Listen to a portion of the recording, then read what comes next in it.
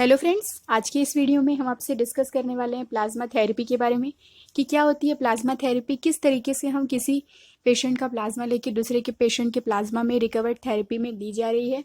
तो सबसे पहले मैं आपको ये बताना चाहूँगी कि प्लाज्मा होती क्या है। प्लाज्मा क्या होता है, हमारे ब्लड में प्रेजेंट होने वाला एक कंपाउंड्स है, एक कंपोनेंट्स है जो हमारे ब्लड्स में, आपने सुना होगा ब्लड्स में RBCs, WBCs, लिम्फोसाइट्स, ये सारी चीज़ें प्रेजेंट होती हैं। तो उसी तरीके से हमारे ब्लड में प्लाज्मा भी प्रेजेंट होता है। प्लाज्मा थेरेपी में हम क्या करते हैं, किसी पेशेंट को जिसको कोविड हुआ हो, कोरोना वायरस का इन्फेक्शन हुआ हो, उस पेशेंट ने उस कोविड इन्फेक्शन से रिकवर कर लिया हो, तो हम क्या करते हैं, उस पेशेंट के प्लाज्मा को लेते हैं। उस रिकवर्ड पेशेंट के प्लाज्मा को हम किसी इन्फेक्टेड पेशेंट के प्लाज्मा में ब्लड के थ्रू देते हैं। तो उसकी बॉडी में जब ये प्लाज्मा जाता है तो उसकी बॉडी धीरे धीरे रिकवर करने लगती है। तो इसे ही कहा जाता है प्लाज्मा थेरेपी। जैसे हम किसी पेशेंट में ब्लड की कमी हो तो हम उसे ब्लड डोनेट करते हैं, उसी पॉजिटिव का ब्लड डोनेट करते हैं। उसी तरीके से प्लाज्मा भी एक ब्लड मटेरियल्स है जिसको हम किसी इन्फेक्शन पेशेंट को, जिस पेशेंट को इन्फेक्शन हो उसको दिया जाता है रिकवर होने के लिए। दूसरी चीज़ मैं आपको ये बताना चाहूँगी कि जो भी हमारी इम्यूनिटी है, हमारी बॉडी की जो भी इम्यूनिटी है, उस इम्यूनिटी को डेवलप होने के लिए किसी भी पैथोजेंस के अगेंस्ट, मैंने आपको पिछले वीडियो में बनाया था, किसी भी पैथोजेंस के अगेंस्ट हमारी बॉडी सबसे पहले इम्यूनिटी डेवलप करती है। तो अगर हमारी बॉडी किसी भी पैथोजेंस, किसी भी वायरस, किसी भी बैक्टीरिया के अगेंस्ट अगर इम्यूनिटी डेवलप करती है, हम उस इन्फेक्शन से अगर लड़ते हैं, तो ये दो स्टेप्स में होने वाला प्रोसेस है। फर्स्ट स्टेप में क्या होगा, कोई इन्फेक्शन या कोई भी इन्फेक्टेंट जो है अगर हमारी बॉडी में आएंगे तो हमारी बॉडी में सबसे पहले ब्लड के टच में आते हैं। तो ब्लड में बहुत सारे कंपोनेंट्स हैं, मैक्रोफेल्स, मैक्रोफेगस, न्यूट्रोफिल्स, ये सारे हमारे जो हैं, इसको हम बोलते हैं फर्स्ट लाइन वॉरियर्स, जो कि सबसे पहले उसके टच में आते हैं। फर्स्ट लाइन वॉरियर्स क्या करते हैं, इस इन्फेक्शन को पहचानने की कोशिश करते हैं, ये किस तरीके का इन्फेक्शन है, क्या ये बैक्टीरियल इन्फेक्शन है और वायरल इन्फेक्शन। तो जब ये फर्स्ट लाइन वॉरियर्स इसे पहचान लेते हैं तो ये क्या करते हैं, इससे लड़ने की पूरी कोशिश करते हैं कि वो अपनी इम्यूनिटी डेवलप करें और इससे लड़े।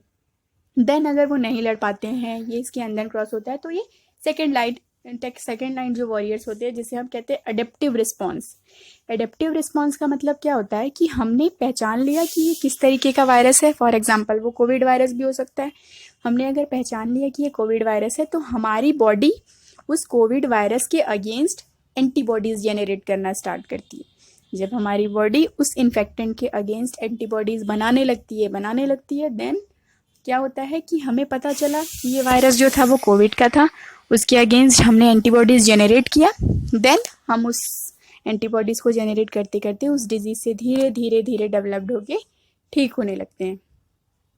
उसके बाद एक चीज़ और मैं आपको बताना चाहूँगी जो बहुत ही इम्पॉर्टेंट है, कि हम जो देख रहे हैं कि जो RT-PCR टेस्ट या एंटीजन टेस्ट हो रहे हैं, ये टेस्ट क्या हो रहा है कि आपके नज़ल एरिया से या फिर आपके माउथ से जो सलाइवा होता है उसे कलेक्ट किया जा रहा है सैंपल। देन हम उससे फिर टेस्ट करते हैं, हमें पता चलता है कि आपका कोविड टेस्ट पॉजिटिव है या नेगेटिव। बट एंटीबॉडी टेस्ट में ऐसा बिल्कुल नहीं है। एंटीबॉडी टेस्ट में आपका ब्लड लिया जाता है, क्योंकि एंटीबॉडीज़ जो है ब्लड में बनना स्टार्ट होते हैं, तो आपका ब्लड सैंपल सिंपली कलेक्ट किया जाएगा और फिर उसमें हम किसी केमिकल के थ्रू ये पता लगाएंगे कि क्या आपका एंटीबॉडी टेस्ट पॉजिटिव है।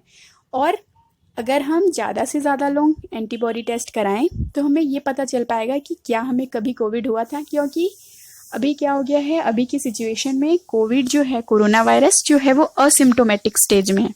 असिम्टोमेटिक्स का क्या मतलब होता है कि आपकी बॉडी में कोविड को लेकर कुछ भी सिम्टम्स नहीं दिखेंगे, ना खांसी, ना फिर आपका जो ये टेस्ट चला जाना मुंह से, ये सारे सिम्टम्स बिल्कुल नहीं दिखेंगे। तो इस सिचुएशन में इसका मतलब क्या हुआ, एंटीबॉडीज़ जनरेट हुए, इसका मतलब है कि आपको कभी ना कभी कोविड हुआ था, तभी आपकी बॉडी ने उसके अगेंस्ट एंटीबॉडीज़ बनाई है। तो अगर हम ज़्यादा से ज़्यादा टेस्ट कराएंगे तो हम अपनी एंटीबॉडीज़ को दूसरे पेशेंट को डोनेट कर सकते हैं, जिससे कि रिकवर करने में बहुत ही आसानी होगी। तो होपफुली आपको समझ आया होगा प्लाज्मा थेरेपी क्या होती है एंड एंटीबॉडीज़ टेस्ट क्या होती है। और दूसरी चीज़, बिल्कुल भी पैनिक करने की बात नहीं है।